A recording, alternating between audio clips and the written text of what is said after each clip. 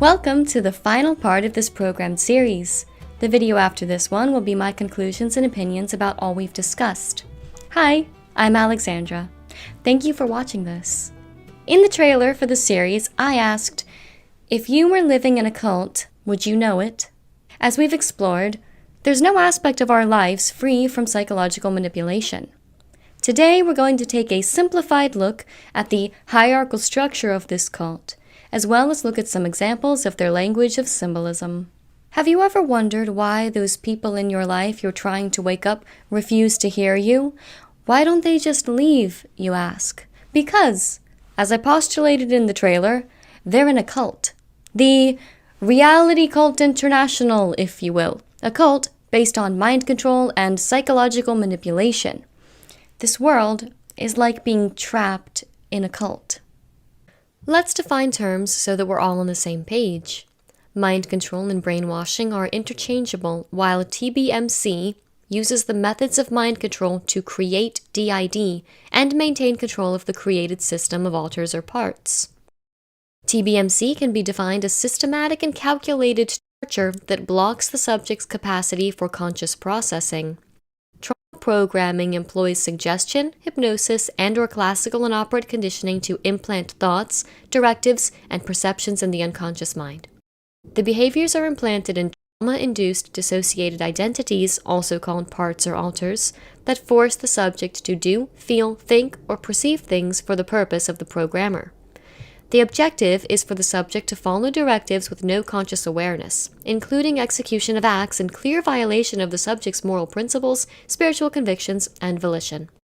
Brainwashing, on the other hand, is a method for systematically changing attitudes or altering beliefs, originating in totalitarian countries, especially through the use of drugs or psychological stress techniques. It's any method of controlled systematic indoctrination, especially one based on repetition or confusion. Mind control is an extreme form of social influence used to indoctrinate an individual in the attitudes and beliefs of a group, usually one that is religious or political in nature. Mind control, also known as brainwashing, coercive persuasion, or thought control, refers to the way some people have tried to control the beliefs and behaviors of others. It is a process where a group or individual uses methods to persuade others to change their basic beliefs and values. A group or individual may use unethical methods to persuade others to believe and do what the manipulators want. It often harms the person being manipulated. Let's see how this applies to the cult of the world we live in. Everyone else around you reinforces the cult dynamic. Some never see it. Some do, but are either too afraid to leave, try to leave but return, try to leave but are ostracized and shamed, or do their best each day to live outside the confines of the mind control cult they were born into. The nature of cults is that you don't know how bad it is until you've left. That's why a growing number of people are trying to share this truth with those still in the cult. Or in other words, some people are trying to wake up those who are still sleeping, even though it comes at a great personal cost. If you no longer belong to this cult, you're not breaking from reality.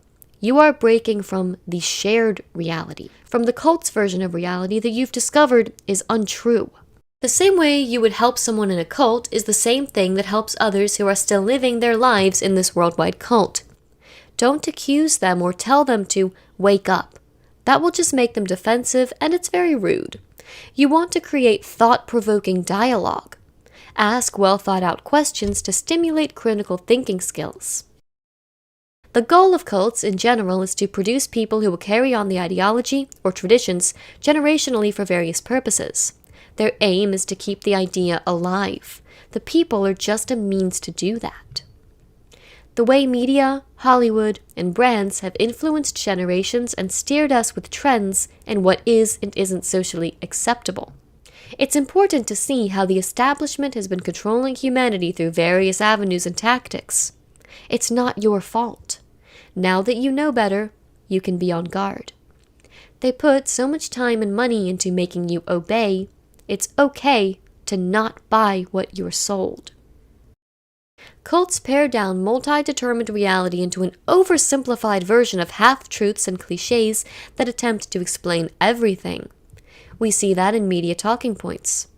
Anything you would see on a bumper sticker, viral social media posts, or unnatural ideological movements. This offers black and white answers to people who are uninformed of the reality behind the motive. Black and white thinking and thought-stopping phrases are common cult tactics.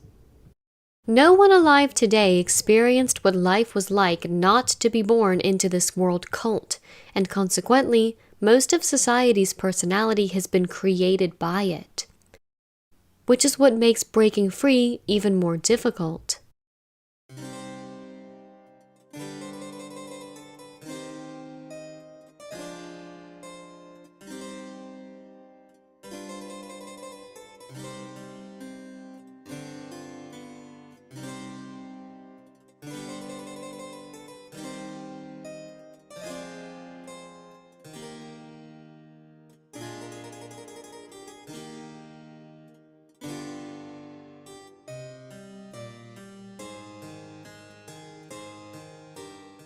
Here is an oversimplified pyramid of the Reality Cult International, or what I'll be calling the cult of the world we live in. My series touching on this topic from a very different angle was literally called Mind Game. I'll leave links to that series below if you're interested. As discussed in part 2, cults work in tiered or hierarchical structures, usually divided into 3 basic tiers: the enlightened top 1, 2, or 3 leaders, the elect, and then the general initiates. The higher someone goes up the hierarchy, the more hidden knowledge is revealed. The bottom, or the general population, are the general initiates. Above them are the elect, in ascending order, followed by the enlightened few. These tiers are the what. These are the how. And the top is the why.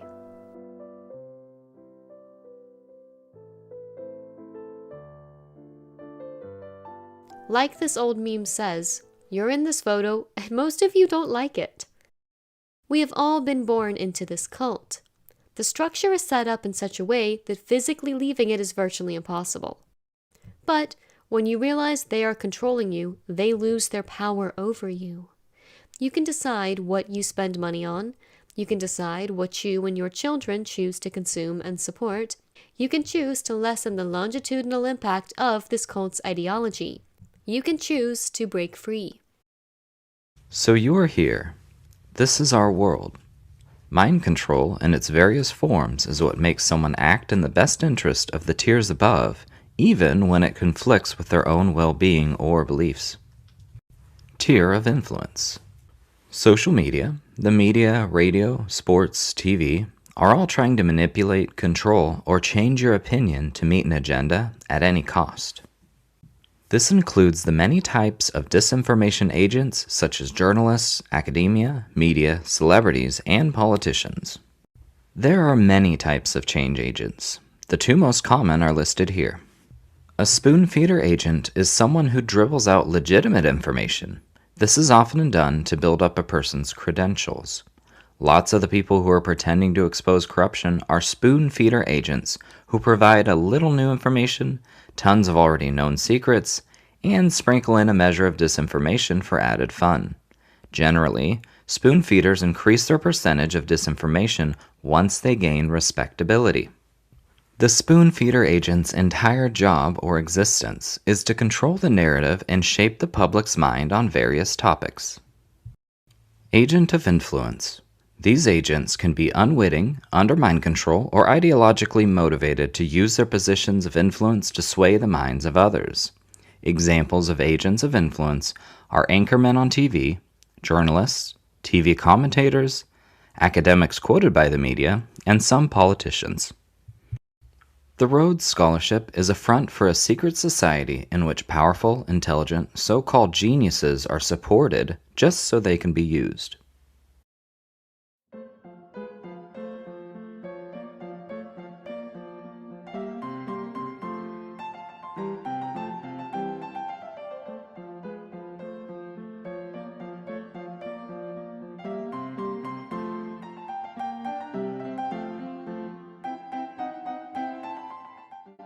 Here are some other types of disinfo agents.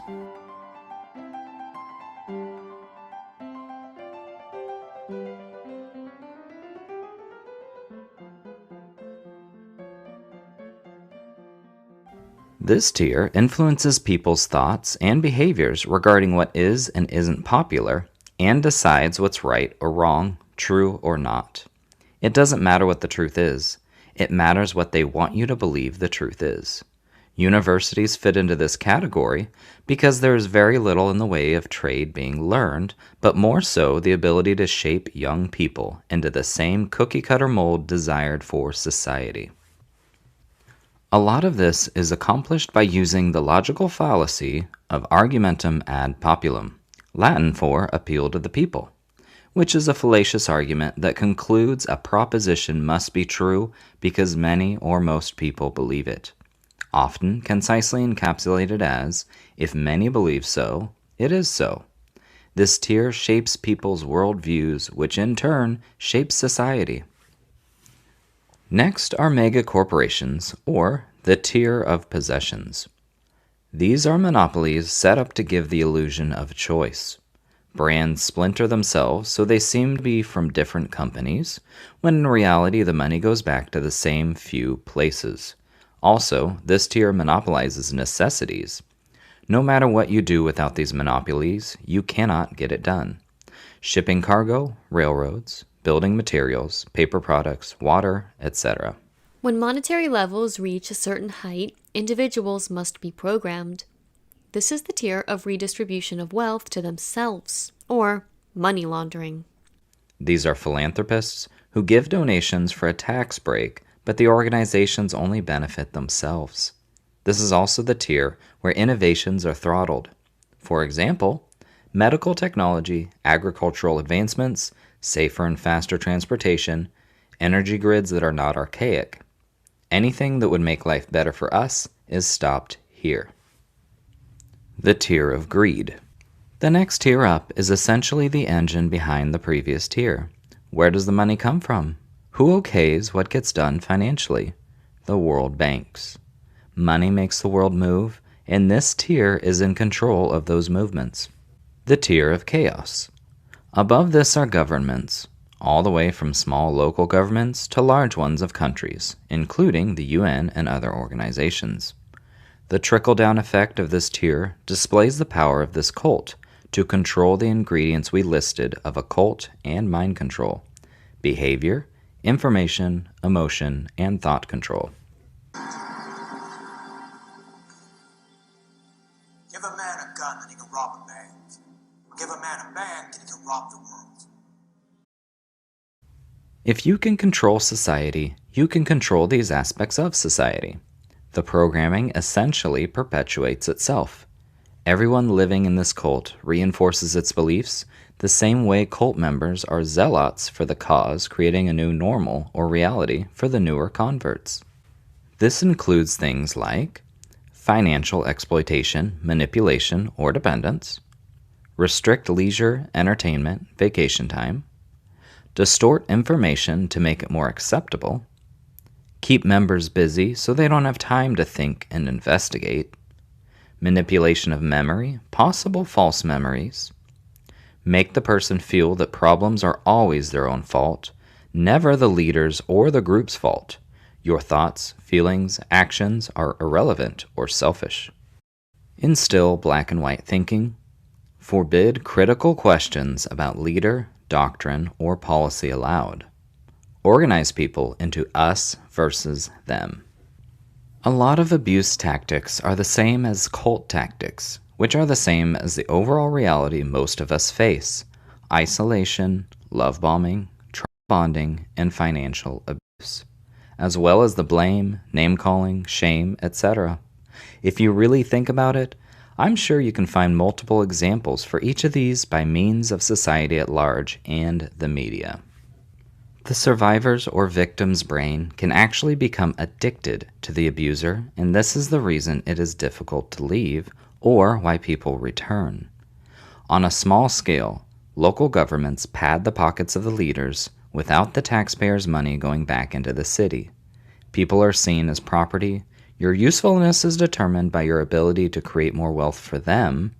Your health, mental or physical, is not a priority. Your life is spent working for very little gain. On a larger scale, national governments do the same things. They decide how long you work and what you get paid, like minimum wage. They take from the people and give very little in return. They implement worldwide policies that you and I never vote for. The outcome is determined for you based on their endgame. Institutions like intelligence agencies fall into this category too. The organizations that carry out programming are in this tier. They're essentially the mob of the world. This tier takes an idea and implements it. The reality is that all governments work together. There are no rogue countries. They are all working towards common goals. Wars are not organic, but planned for specific purposes. The masses think this is the top of the power structure, when it's only the end of the visible or exoteric power structure. It is from the next esoteric or hidden tier that the feigned conflicts between countries are planned for strategic purposes. This tier, the tier of order, consists of the orders who create death, panic, and chaos in systematic and controlled ways to be executed by the lower tiers. These puppet masters who run our world seek to keep society in a state of constant fear. They generate Hegelian dialectics, problem, reaction, solution, accomplished over many generations. They control every detail of every tier beneath them. They are the, quote, hidden hand that steers humanity. Everything that happens to influence society is proof of their power. They are the gears inside the machine. But they are still not at the top. The highest tier is comprised of transgenerational occult royal bloodlines who believe in the power of generational memory. They have passed on their esoteric or occult teachings in an unbroken chain of succession. This tier holds their, quote, true knowledge. The number of generations a family has been in the occult affects the rank of importance. The orders beneath them get various versions of their mystery religion, so that no piece beneath them has the entire whole. They are the only ones that retain the whole picture. Occultism, magic, witchcraft, astrology, geomancy, theurgy, and numerology are the foundation of this tier. This governing body controls the world, not the orders, nor the various religious megacorporations that pretend to rule. The most ancient mystery traditions are kept within the 13 Illuminati bloodlines, and they would not be shared with ones not on their level. The orders have some of this secret knowledge and act as esoteric schools of the mysteries. The entry point for the so-called schools are the various religious fronts created by them, hence why atheists are not allowed in various fraternal orders. The Illuminati gain instant power bases by setting up Gnostic religions as fronts. These smokescreens are used like brands. They gain people's trust, then they become loyal, generally unaware of who makes the product. This strategy is not relegated to just religions. This is their modus operandi. Everything they do is hidden behind some sort of front. They are Illuminati because they see themselves as the enlightened ones, the ones who hold the flame of knowledge and keep it burning like an Olympic torch. They believe Lucifer to be the figure that embodies this secret knowledge, and Illuminism can also be called Luciferianism.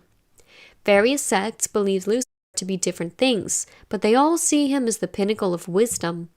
They believe in God as well, but they do not fear or have any reverence for God. As far as they're concerned, they're above and more powerful than God. They also do not worship Lucifer as a superior deity. They simply see him as a god, not unlike themselves. They believe they work with entities, not for them. The Luciferian occultists believe with every fiber of their being that they are demigods, who have the right to break any law and commit any crime, and do anything that they want to affect the world you live in, whether you like it or not. They want to have statue victories, or things to be remembered or immortalized in the minds of men, be they good or bad. There are Illuminati, a plural word for people who share this belief, but there is also Illuminati programming, which is a form of TBMC that instills this belief system. It doesn't matter what you think is real or not. The people involved in these cults have complete faith in their ideologies. Just because some people don't believe in demons, Lucifer, or sacrifices for bonds or power, doesn't mean these perpetrators don't. Just because somebody doesn't believe in magical systems doesn't mean that others don't. They don't care if you're Christian, Muslim, Catholic, Hindu, or what faith you adhere to. They don't want you individually. They only care about you collectively. One of the best ways to collectively control people is with religious dogma. Their goal is to rule the world. 13 bloodlines of various different nationalities have endured through the centuries. In that time, they have gained immense power, knowledge, and wealth. The language of Luciferianism, then, is symbols. They can take on many meanings, but the esoteric core of the symbol remains to all who view it. They share their symbols with the tiers below them. Illuminati symbols are all over the world. The Illuminati are all over the world.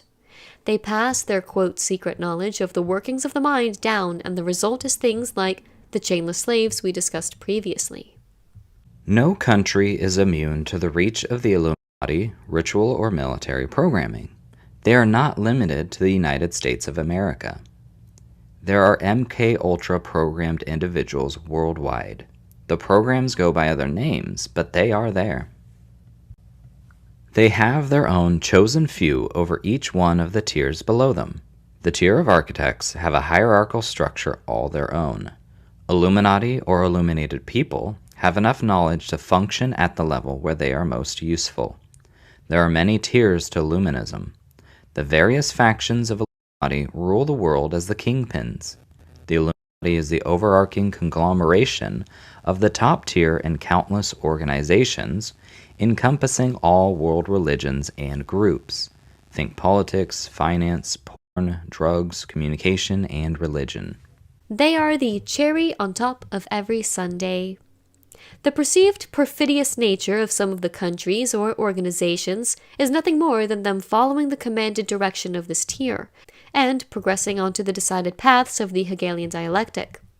Someone plays the problem side, another the reaction side, to blend once again in the solution, the same way as the Hermetic principles of poles differing only in variation of degrees, or in the magical systems of left and right-hand paths, all merging and intertwining eventually. The goal is not to divide and fight amongst themselves. The goal is to divide and conquer. Divide and conquer is one strategy used to accomplish their goals in the style of Hegelian dialectics: problem, reaction, solution. At the highest levels of this tier, there is no disagreement, no differing ideology. There is the plan and the instructed way of implementing it, through the use of false conflict via both sides under their complete control. I have discussed this in depth in my previous videos, especially in the Mind Game series. Moving on to the world stage. The question of everyone would have to be in on it is oversimplified as well, but with just a little bit of thought can be seen to be quite accurate. The occult tale of Macbeth says, life is but a walking shadow, a poor player that struts and frets his hour upon the stage and then is heard no more. It is a tale told by an idiot, full of sound and fury, signifying nothing. Likewise, much of reality is a stage, a film. In a film, nothing is organic. A set doesn't just appear. Everything you see has been placed there by someone for a reason, usually to create a certain feeling, atmosphere, or symbolism. Who then is responsible for the strategic placement of certain elements in the movie? Is it the producer, the director of photography? The answer is yes. It's various people, depending on the project and depending on who is the one in the know. But it takes an entire crew to create a production. Is everyone in on it? Yes. But is everyone in on the bigger occult picture? Absolutely not. The cashier at the fast food chain has no idea what corporate and hire is involved in. The same way H.H. Holmes built his infamous hotel, compartmentalized so no one knew the final floor plan. The various tiers that make up this cult of reality have a piece of the picture. Very, very few know the whole play. Only the tier of architects. The entire system is set up to be so well hidden that they're never exposed.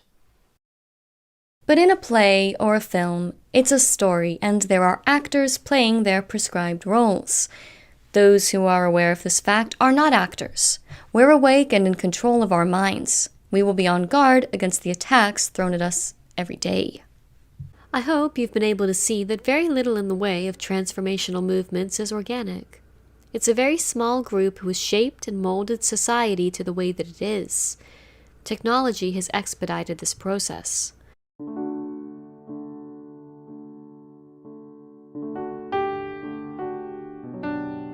Now that we've explored each tier, let's look at how the highest tier's symbolism bleeds into each and every tier below it.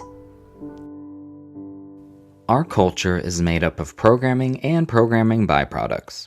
Society is influenced from the top down of this structure, trickling down into the tiers beneath, raining down on you and I, the unwilling victims of this cult. This series began with a look at media and entertainment, so let's end it the same way, but this time, let's look at what has been in front of us all along with a new lens. Hopefully now you have the roadmap to decode some of the symbolism to see their signature on all that makes up this world. Remember that symbolism and the occult is the rule, not the exception. You'll find it literally everywhere. This section is a minuscule handful of a multitude of examples.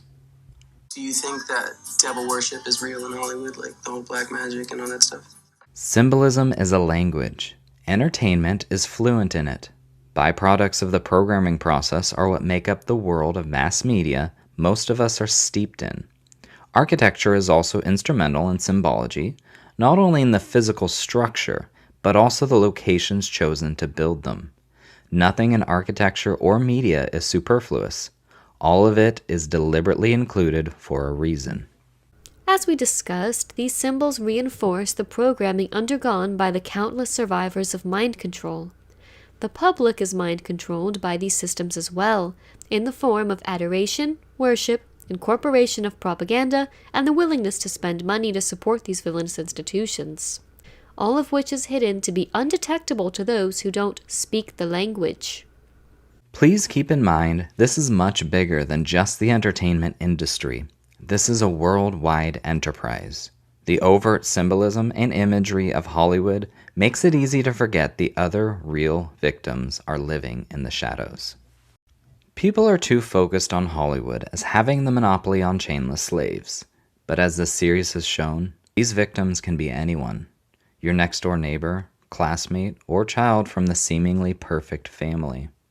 They are all around us, and we as a society need to do a better job of believing them and learning to identify the warning signs.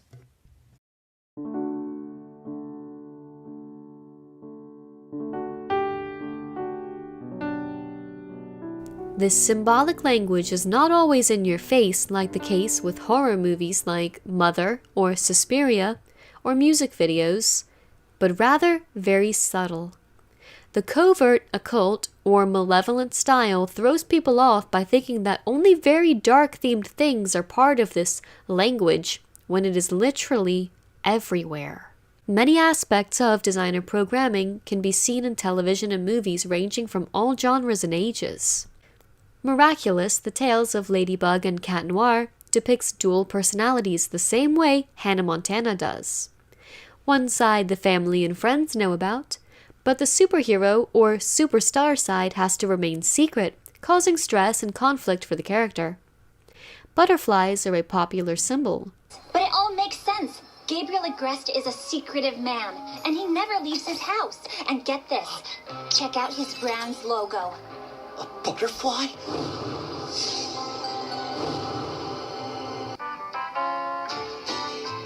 Love is like a butterfly is one of the more delicately beautiful entries in the Dolly Parton songbook. After leaving the Porter Wagner show, she used it as the opening for her own variety show, and the symbol of a butterfly has been a presence in her life ever since, including the logo of her Dollywood theme park. Blue butterflies are particularly popular.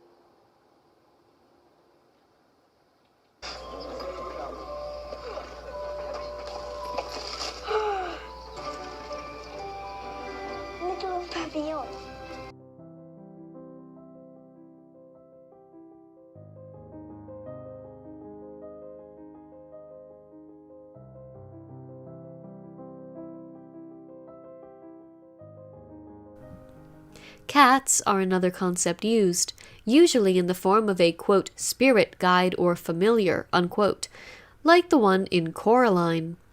This entire film is so full of symbolism that I'm actually not sure what someone who doesn't understand Monarch and the occult sees. It includes the commonly depicted Malocchio gesture, or the symbol of the Hand of Glory, as does an anime called Fire Force. Different people have called it different things. The Maloic sign, the devil sign, or the corna. But the two fingers sticking up look like the horns of a devil. So when you feel things slipping, flash this sign and let it fill you up with the fighting spirit. Disney is notorious for drawing characters with this gesture as well. It is also CGI'd into the animation of the Cats musical. Pay attention and you'll start to see this more often than not. There's Clark Kent or Superman, a double identity, like most superheroes. A character undergoing a trauma and coming out with a different personality can be seen in Harley Quinn. Other media about programming is The Manchurian Candidate, The Bourne Identity, The Killing Room, American Ultra, and countless others. And sometimes the CIA even has a hand in making the films, which falls into the category of information control. According to the 1991 Task Force Report on Greater CIA Openness, the CIA now has relationships with reporters from every major wire service, newspaper, news weekly, and television network in the nation. It also states the CIA persuaded reporters to postpone, change, hold, or even scrap stories that could have adversely affected national security interests. A variety of state agencies have liaison offices in Hollywood today: FBI, NASA, Secret Service, and the Department of Defense.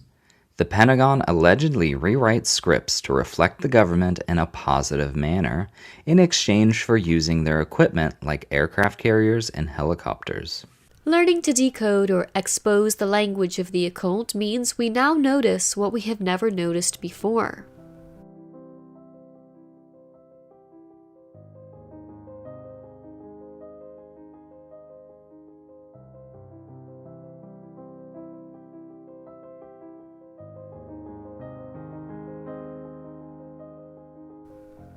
This same symbol is above an elevator in the Washington Monument. It represents a supposed elevation of consciousness in Egyptian mythologies. Above one of the elevator doors is a winged disc with a six-pointed star in that disc. That winged disc goes back to Egyptian mythologies and indicated elevation of consciousness.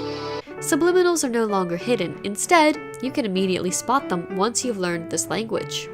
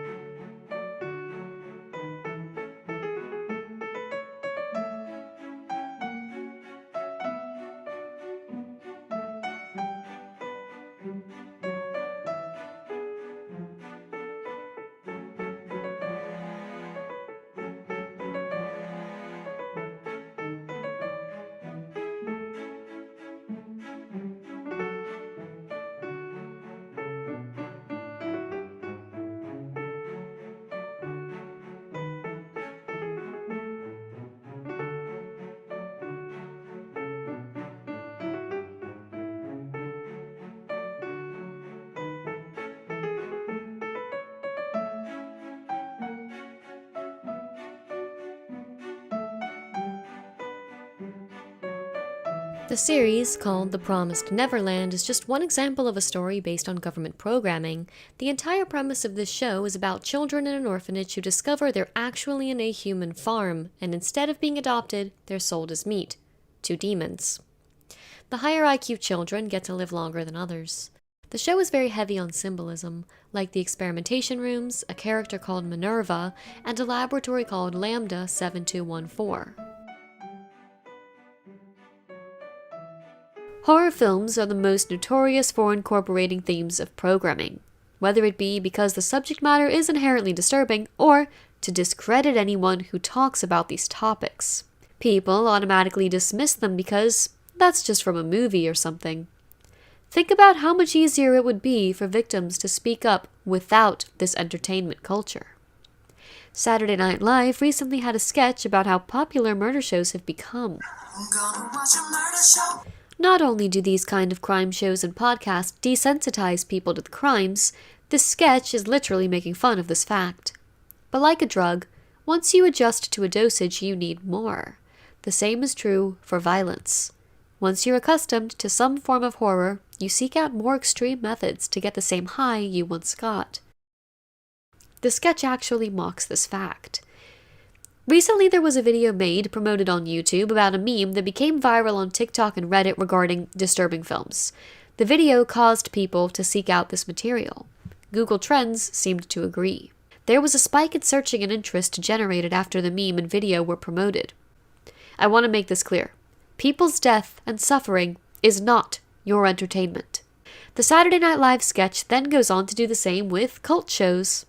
Have you heard about cult shows? Shows about cults are produced by the same mass media responsible for so many of the problems we're talking about. They are literally in the business of information control and propaganda. You will never be told the truth.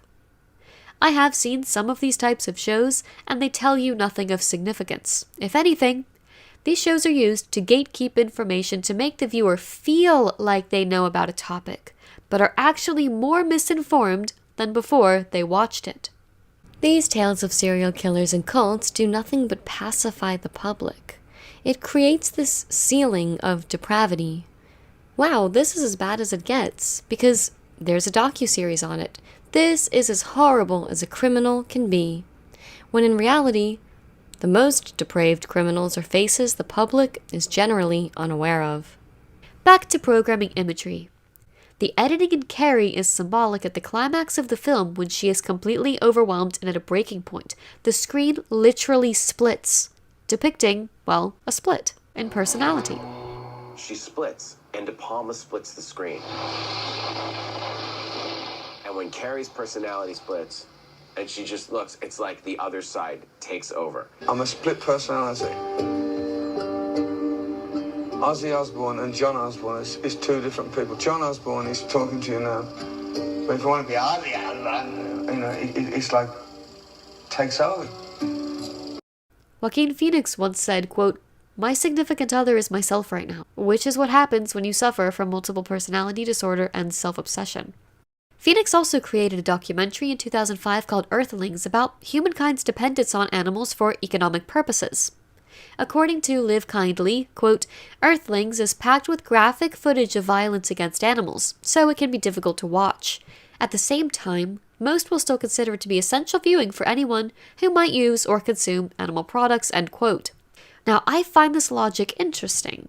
Exposure to graphic violence against animals is meant to propel people to stop supporting harmful industries. So why do people with this amount of power and influence never focus on the graphic violence against humankind that's perpetuated by the industries fed by unaware masses? Why is YouTube's algorithm actually promoting violence towards humans? The same with mass media. The real answer is because anyone at Phoenix's level speaking out against the superiors would be an immense danger. And the higher tiers on the chart are in the business of keeping humanity in a constant state of fear, which leads to apathy.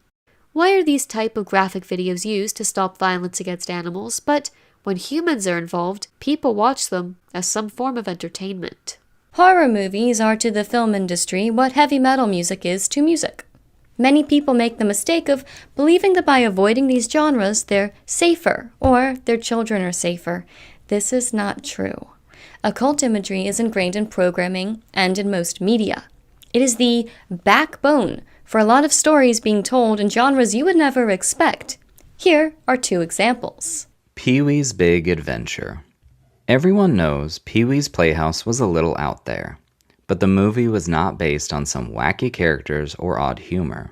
The movie actually draws directly from the tarot.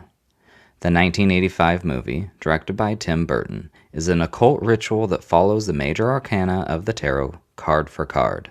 Simply put, the tarot is a sequence of cards that use archetypes to map the major plot points of a life story. Actually, this concept is not new in storytelling. The hero's journey, or going from ignorance to enlightenment, is often used to structure stories in film and novels.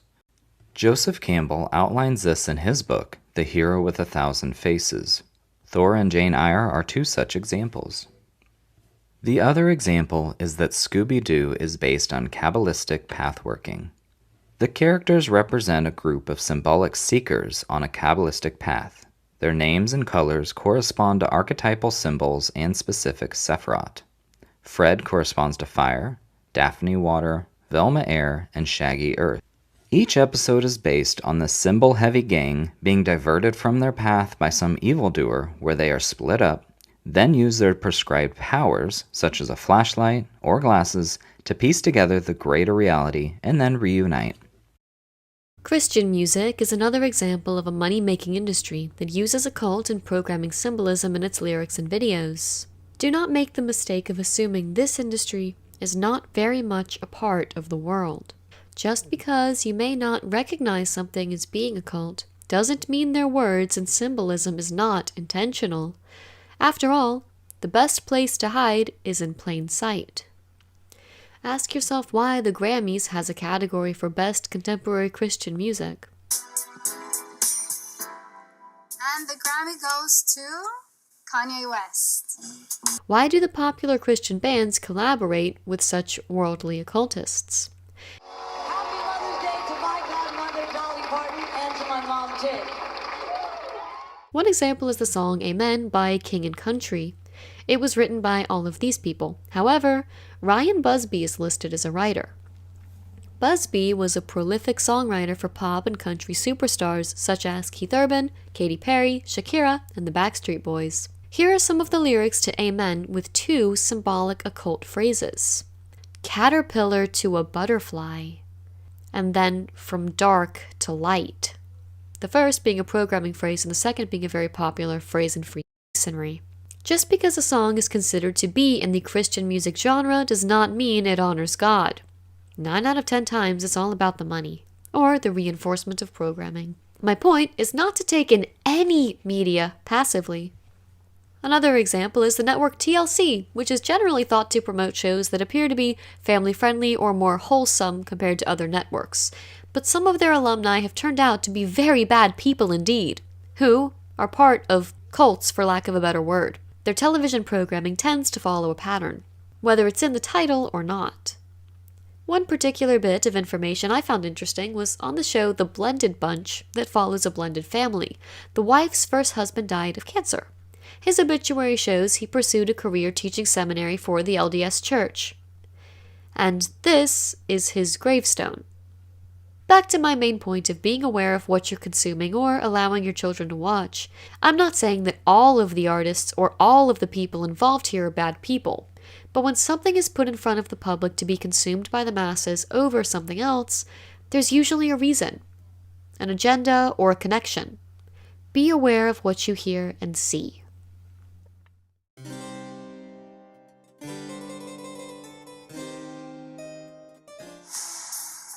What do all Disney films have in common? If you answered magic, you're correct. Another example of something hiding in plain sight. Many people are against magic as soon as spell books or grimoires are involved, but they're perfectly fine with letting their children consume stories built upon magic.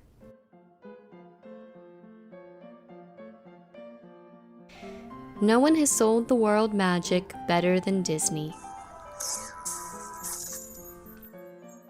There is a false assumption that anything magical must have overtly evil imagery. Satanic imagery is usually a red herring, what you've been conditioned to associate with magic or the occult. The occult Kool-Aid comes in many flavors. Dark satanic is just one. This is using effective conditioning to associate magic to overtly satanic imagery. If it isn't overtly satanic, it must not be dangerous. This is an obvious fallacy because we've been conditioned with both sides of magic, also called the Force. I discussed this concept in my Mind Game series. In quotes, good magic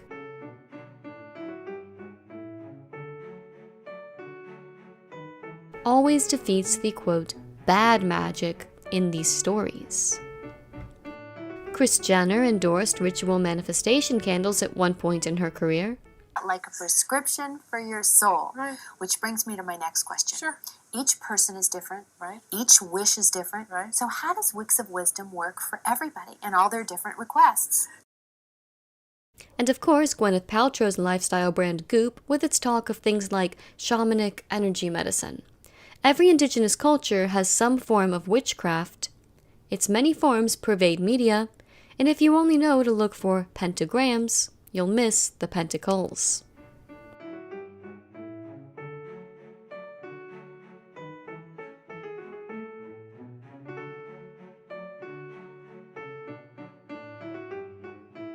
I'm actually re-recording all of my old music in the studio where we originally recorded it, so it's been amazing and I can't wait for you to hear it. Parents don't let their children listen to mayhem for obvious reasons, but in today's world, they have to be much more vigilant against what they consume because evil comes disguised. Many are still ignorant of the occult powerhouse that was the Beatles.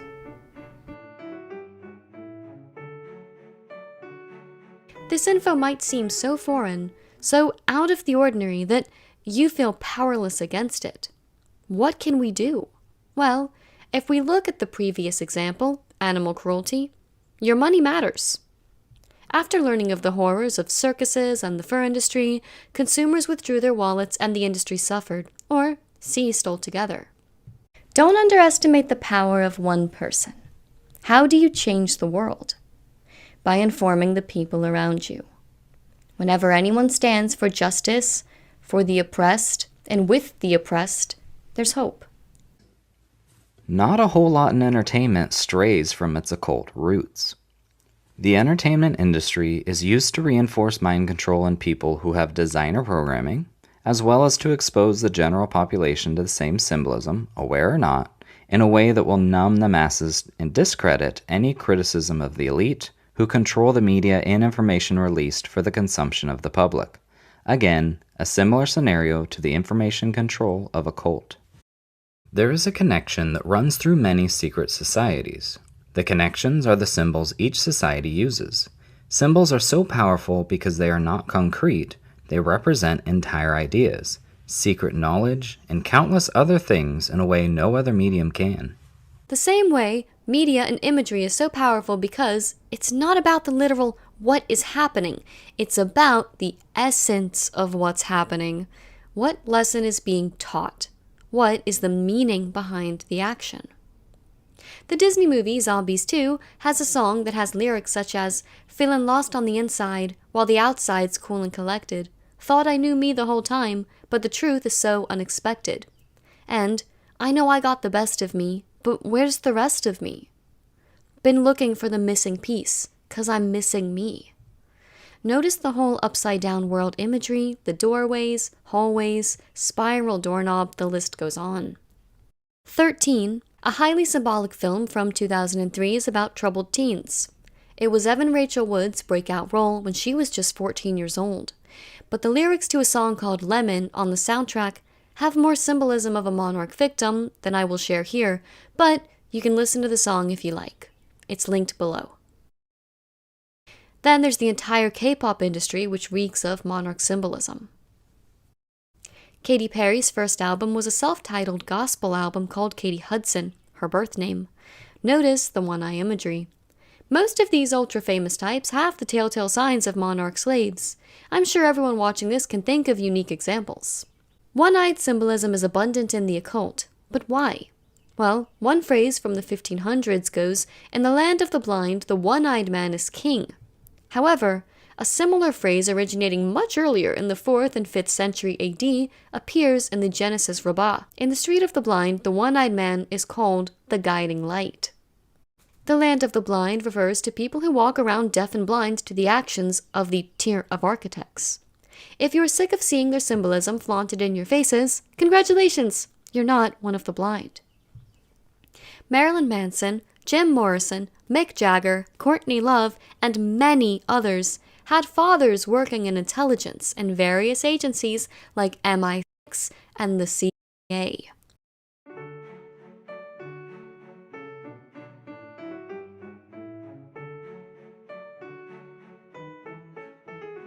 It's almost as if they were deliberately made famous and given a platform on purpose to socially engineer specific generations of people. And this happens in every generation, mind you. On another note, Greg Dark, one of the Dark brothers, who were notorious purveyors of dark-themed, occult-tinged porno films, Dark is infamous for peddling CP, since many of his films featured a 13-year-old Tracy Lords. He went on to work in the mainstream media creating music videos for Britney Spears and Mandy Moore. Hello Kitty is sometimes used as a beta programming symbol. Brush, brush, brush away, Candy. What is it that you search for? Oh dear. I've been brushing for hours, just to make sure it's gone. I guess we can honestly say that you've lost your mind. No, I know exactly where it is. Really? In his belly, of course. You left something behind. A machine. The hub of the city. I was scared at first. I thought, Pop ate my heart, and then he swallowed my brain. What's left for you to live for? But then I thought, But then you thought, the flames.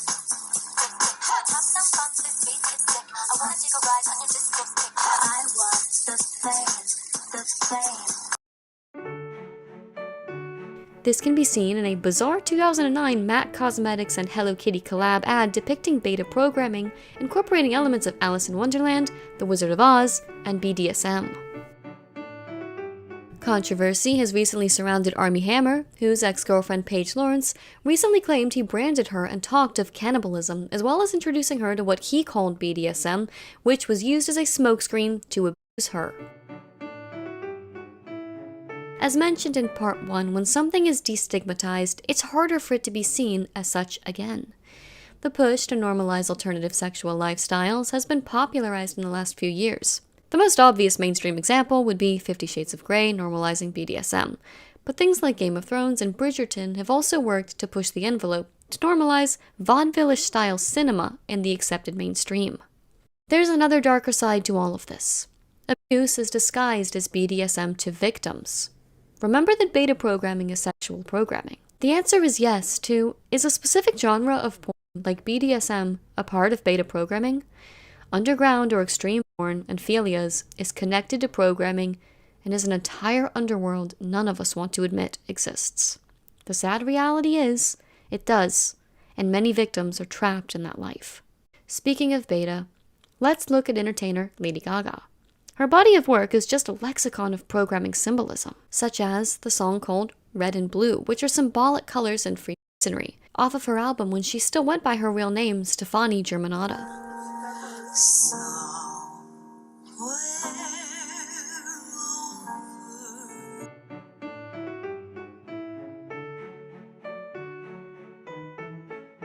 Choose any of her lyrics, but I'm just going to choose 911 from her latest album called Chromatica. Here's a sample. Keep repeating self-hating phrases. I have heard enough of these voices, almost like I have no choice. And keep my dolls inside diamond boxes, save them till I know I'm gonna drop this front I've built around my oasis. Doll programming and diamond programming are being referenced here. The whole verse is about this backup program kicking in when she drops the front. Jewel programming is ranked by the value of the jewel, with presidential models being the highest jewel, which is a white diamond.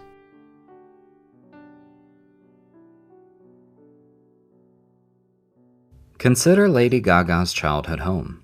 Lady Gaga, or Stefani Germanotta, and her parents moved into the Pythian building in the 1980s. Lady Gaga had always given the impression that she grew up poor, but the Pythian building is in the exclusive and high-rent area of the Upper West Side of Manhattan. The family lived there in a triplex with a terrace. The Pythian building is rather interesting due to its symbolism. It was built in 1926 and 27 by the Knights of Pythias for about $3 million.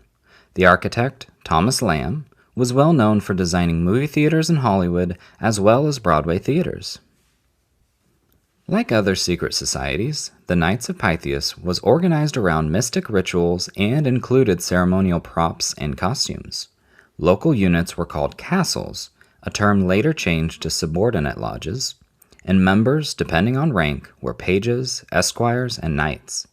And, like the mages and shriners, by the early 20th century, their elaborate lodges reflected exotic architectural styles, Moorish, Egyptian, and Byzantine, for example. The Pythian also became the home to a music recording studio. In the first years of the 1950s, the Knights of Pythias gave Decca Records the exclusive use of the main auditorium as a recording studio. Some of the best-known names in rock and roll would produce their hits here. Bill Haley and the Comets recorded the albums Rock Around the Clock and Shake, Rattle, and Roll here in 1955. And Johnny Burnett and the Rock and Roll Trio recorded its debut album here the following year. Buddy Holly's first recording session in the Pythian Temple studio was on June 19, 1958. The Knights of Pythias claim to be a simple fraternal organization that does charitable work, much of it for children. Quote, nationally, the Pythian Lodge owns, support, and endorse a myriad of charitable endeavors, such as homes for the elderly, camps for handicapped children, Little League teams, Boy and Girl Scout troops, scholarship programs, rehabilitation wings at hospitals, Ronald McDonald homes, the Seeing Eye dog programs, etc. Here are some famous Knights of Pythia. I'm not suggesting that everyone who lives in this building is aware of the symbolism, but it is highly likely that the symbolism was important to the Germanotta family, especially to raise Stefani there. The rags to riches story Lady Gaga used to tell about her life was concocted during the time she was an adult and lived in this apartment building from ages 20 till 24. It does not mean that these artists don't work hard or are not talented. They are. It's just that the top tier, the household names, were carefully selected and crafted to be put there and worshipped by the public.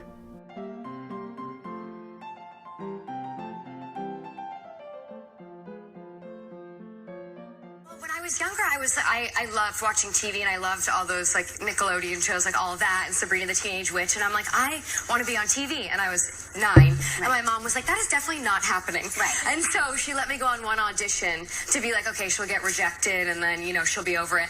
And I ended up getting the part on that audition. And so then I just kept doing it, and my mom kind of was like, and now you're 24, I don't know how that happened. But it's really funny when you, there you are. Is that your first? Yeah, is that your first gig? Yeah, there. At the movie Blow with Johnny Depp. That was. Oh my God. Yeah. That was just on the other night. It was like Really? on HBO or something like that. I know. I had no idea who he was, and then as I get older, I'm like, I worked with Johnny Depp, and I didn't even know.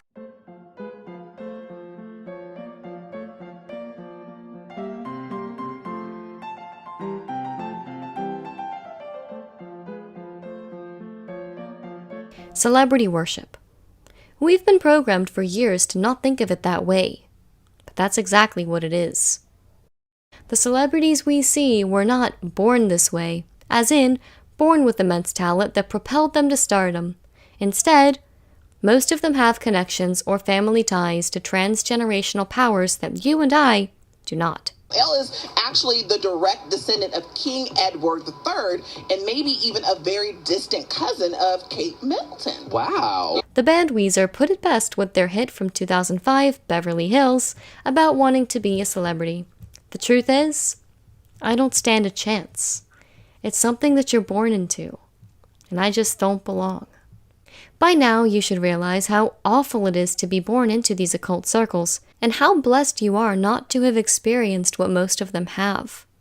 All that glitters is not gold. So many take advantage of their power and use it for evil or just unacceptable behavior, like Chrissy Teigen. The way that she has spoken about children and toddlers on Twitter should be illegal. I don't understand how she's gone under the radar for so long when it comes to this. I mean, people have brought up her tweets throughout the years, but she deleted like 60,000 tweets and then tried to erase everything she said. We're going through a bunch of tweets today, but I think this next one is probably the worst one in my opinion because she references this man named Anthony Weiner, who is pretty much a U.S. representative who got called out for doing horrendous things. Well, Chrissy Teigen thought it would be cute one day to tweet out on June 12th, 2011, I'm about to Anthony Weiner this kid. Like, I'm going to jail over pizza. Why would you go to jail over pizza? Here are a few more pizza-related tweets. The singer Marina released a song called Purge the Poison with lyrics like, "All my friends are witches and we live in Hollywood." But did you notice at the beginning of this music video? The red slipper trigger, indicative of Wizard of Oz programming. These change agents through personality and artistic ability begin to shape what the world looks like for other people. Ask yourself what the world would look like if we didn't have these influential characters. Let's see what ABC, who is owned by Disney, has been promoting lately. Michael B. Jordan's mustache. His name is Murphy. Got an OnlyFans coming soon. An OnlyFans account? So why not? Bella Thorne is probably the most infamous celebrity to join OnlyFans. Bella actually getting a little angry, talking on about it. Big name stars changed it so dramatically. My income went like this: 2018, 19, 2020.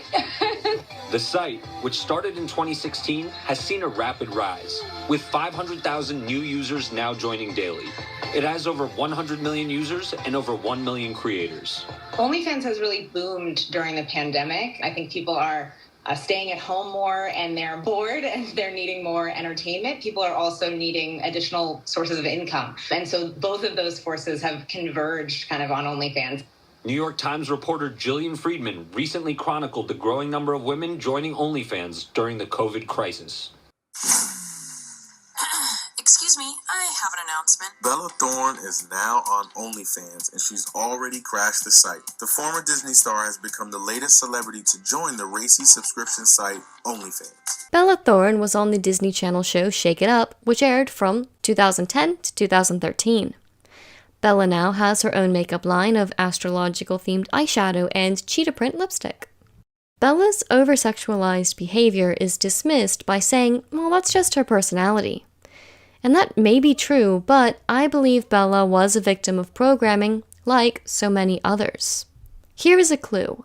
In 2006, at just 9 years old, Bella was featured in a Target ad where she is seen releasing the symbolic monarch butterflies from a jar. Obviously, the transition, it's really, it's definitely tough, but it is what it is. Like, it's like anything in my life. I mean, if you read the book, you'll be like, haha, transitioning from Disney to this was easy. I don't know, getting molested from your 6 to your 14 seems like way harder circumstances, or being physically abused all the time seems like a much more difficult situation than have paparazzi following you since you were 12. I don't know. I was still being molested when paparazzi were still following me. So it's pretty hard in my mind to think about these big flashlight photographs and everyone thinking they know me and talking about me, but having no idea the type of mistreatment that I was still dealing with at that time, that everyone around me saw and did nothing. Bella is still very much trapped in the industry. Just like Britney Spears. Paris Hilton spoke out against a girls' school she was forced to go to. But again, this is only half of the story. Indications suggest this is a cover for mind control. Table, and my parents were like smiling, like everything's fine, and we didn't ask any questions. And then I think they said she went to boarding school. Paris Hilton was an heiress. Paris Hilton is the daughter of Rick and Kathy Hilton from the iconic Hilton family. Paris was nicknamed Star from birth. Paris Hilton had a strange upbringing, and her family was complicit in her abuse. Hi, Stars. I was nicknamed Star. What are you excited about, Star? So I just remember always having a camera around. As a little girl, it was just this free spirit. Drew Barrymore allegedly dealt with the same type of situation. I've been where you've been. And watching your documentary, I don't know how many interviews and conversations I'm going to have on this show where I'm watching a mirror image of everything I've been through as well. And so I want to talk to you and have you know that I've had the people come and take me away. I've been locked up in solitary confinement. I've been in a place for lengthy periods of time. We're talking year and a half plus.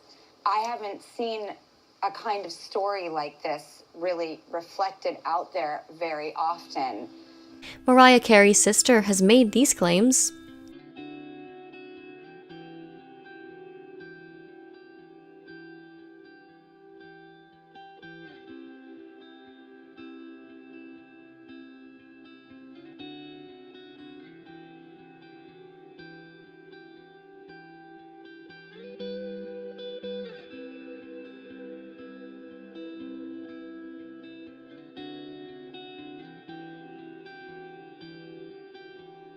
Beyonce is 39 years old. Programming tends to break down around the age of 30, or 27 to 29. When Beyonce was 27 in 2008, Sasha Fierce was introduced to the world. Stage and perform. Does Sasha Fierce, when does she show up? Usually when I hear the crowd, when I put on my stilettos, when like the moment right before when you're nervous and that other thing kind of takes over for you. Then Sasha Fierce appears in my posture and the way I speak and everything is different. When Beyonce was 29 in 2010, she announced that she had killed Sasha, as she no longer needed her. Reprogramming was then completed at this time. Why have so many celebrities died at 27, or had major breakdowns around the same time? What is this occult 27 death club?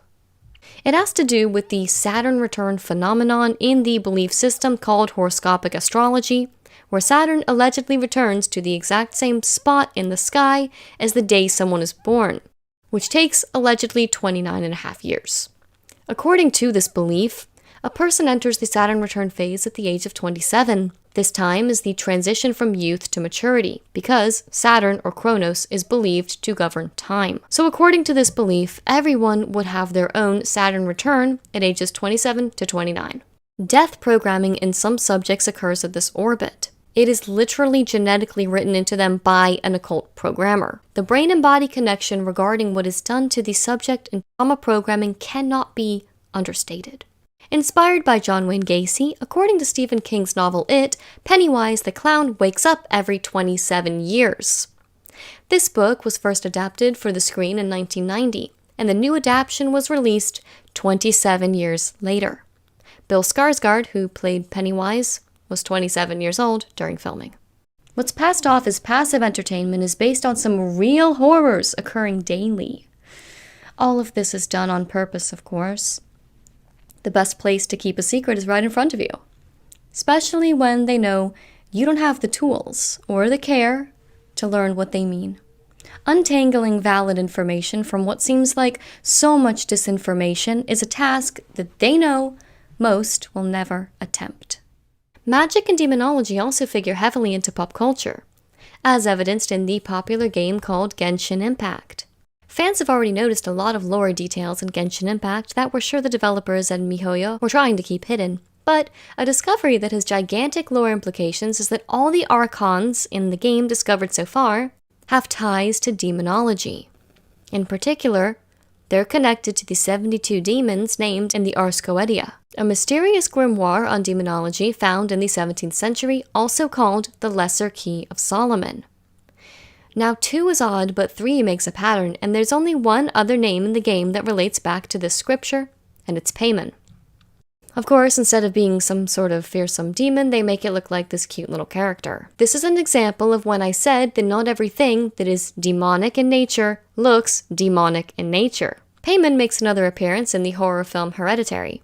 We reject the Trinity and pray devoutly to you, great Paimon. Give us your knowledge of all secret things. The entire movie depicts spiritual programming. The family involved is part of a generational cult called the Cult of Paimon, that the grandmother was a part of and promised her children and their children to this cult. The movie claims the mother had DID and was accused of placing people inside her children, as in altars. She depicts a Mother of Darkness character, or the person who oversees the ritual programming of the subject. The name itself is a red herring, Hereditary. The movie follows how this demonic force impacts the lives of each generation involved, but without understanding this, most would assume it's referencing DID. However, DID is not hereditary. The ability to dissociate is, but remember, only trauma causes DID. It is not automatically passed down. Spiritual programming is usually generational as well. This is due to the belief that spiritual bonds can be passed generationally. Does this idea sound familiar or apply to the tier of architects? In the film The Witch, this goat, Black Phillip, embodies Satan. Now, Black Phillip said fast sounds like Baphomet. In the film, the audience is trying to figure out who is a witch and who isn't, but with the exception of the father, Black Phillip never kills anyone, instead letting the witches and their magic do his dirty work for him. By the end, all of the main character's family is dead, and she signs her name in some magical book and is led into the woods to join this coven. The transformation is complete, Black Phillip's hunt is successful, and she is now one of them. The point here is the slow and subtle cunning and manipulation to get what Black Phillip wanted all along. Black Phillip can be a euphemism for cult recruiting, or for the literal devil himself, working on a victim until they ultimately fall into his hands.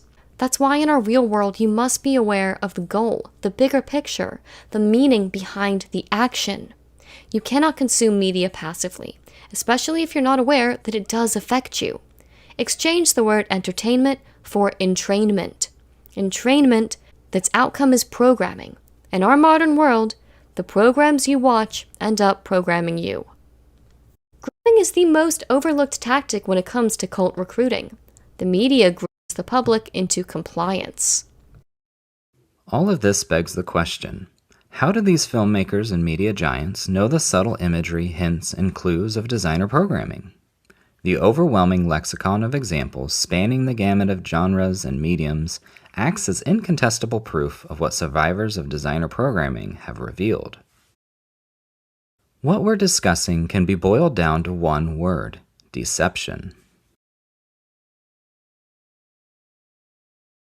Programming hinges on deception, subliminals, criminal activities, RA.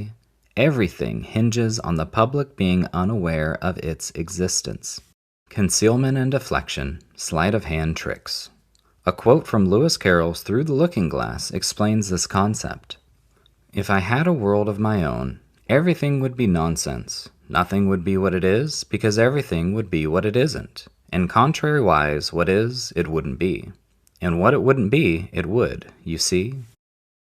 One complex example can be illustrated by a Wizard of Oz programmed system. Within this system are many parts, but one being positive light altars. These are called Christian altars. Glinda the Good Witch may be a Christian called a positive altar. So some individuals who profess one worldview may actually be fronts or altars.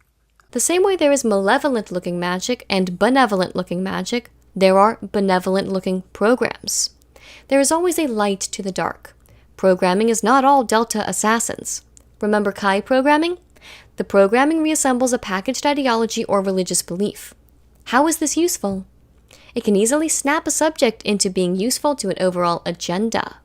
These can be people whose entire personality is their ideology or belief. You cannot have a Hegelian dialectic without both sides playing their role. For every action, there is an equal and opposite planned reaction in order to reach the prescribed synthesis. There are extreme dark agendas headed by programs. In response, there must be extreme light agendas headed by programs. Both of these slowly steer the public in the way the tier of architects planned it to go. Otherwise, there is no illusion of choice, and the general public would not go along so easily with the agendas. This can look like politicians, influencers, religious leaders, etc. These programs say all the right things to attract people with the same ideology.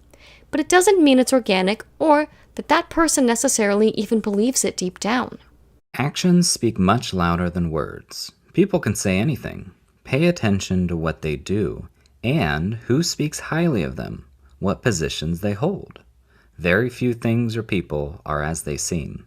If the programmer desires, they can shatter a front Christian altar level and create a new level of New Age believing parts to replace the original front.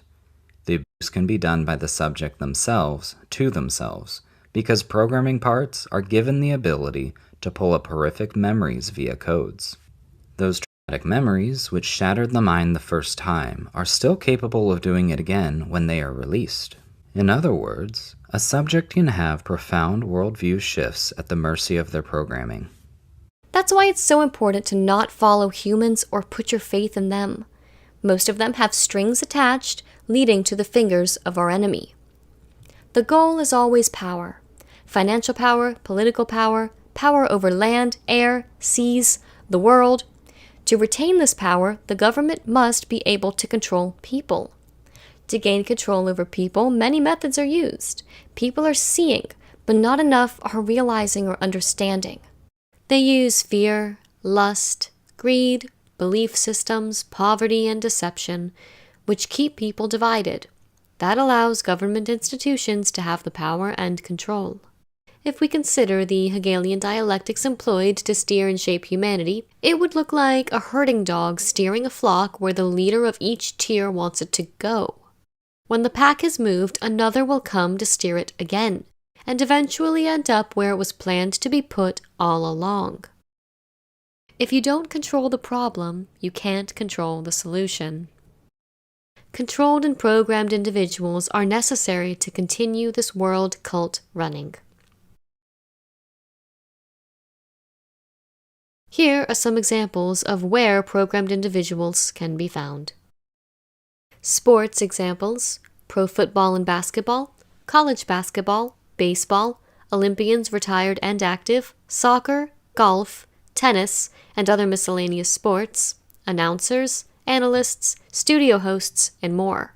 Other forms of fame include actors and actresses, directors, famous executives like Jeff Bezos, porn actors and actresses, reality show stars, newscasters, TV hosts, correspondents, politicians, political commentators, radio hosts, criminals, singers, guitarists, drummers, writers, models, relations of famous people, and astronauts, among many others. A rough estimate would be that 10% of the population is government or trauma-based mind-controlled. Now, an estimate of how much of the general population is mind-controlled by these programs is up to you. Who knew that something as simple as a girl holding a jar of butterflies could be a symbol of an insidious, decades-old menticide operation? That's part of the illusion. What you don't know can't hurt them. It's the shiny veneer that hides the rotten core, the small lie that gets you to buy into the scheme, the simple promise that ensnares you into a cult, the packaged story that shapes your perception of reality, the lies that cover the dark truth. And that's the art of deception. Thank you all for watching the series. I'll see you next time.